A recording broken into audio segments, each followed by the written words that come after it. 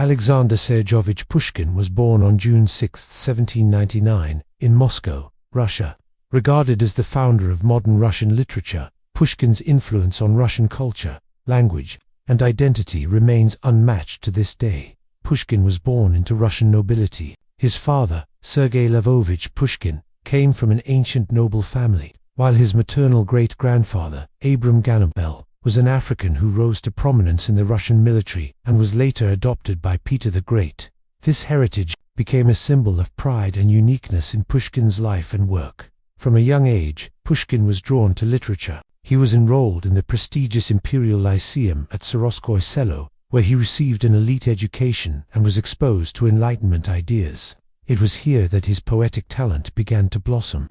By the time he graduated, Pushkin had already gained recognition as a promising literary voice. His early poetry, marked by romantic themes and political undertones, caught the attention of both admirers and government censors. In 1820, his poem Ode to Liberty led to his exile from St. Petersburg. He spent several years in the Caucasus, Crimea, and southern Russia, where the natural beauty and exotic settings deeply influenced his writing.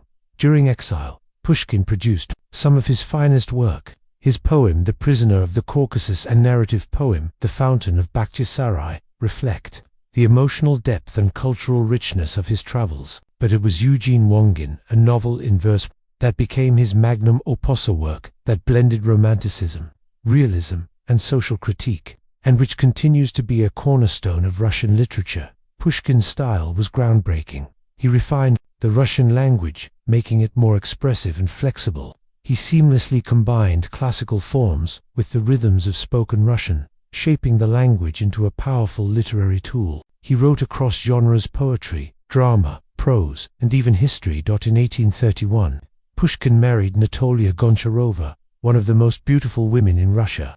Their relationship was filled with passion and conflict, intensified by court intrigues and gossip. Unfortunately, Natalia's reputation and Pushkin's pride became the source of his downfall. In 1837, Pushkin challenged Georges Dianthes, a French officer rumored to have had an affair with Natalia, to a duel. Pushkin was gravely wounded and died 2 days later at the age of 37.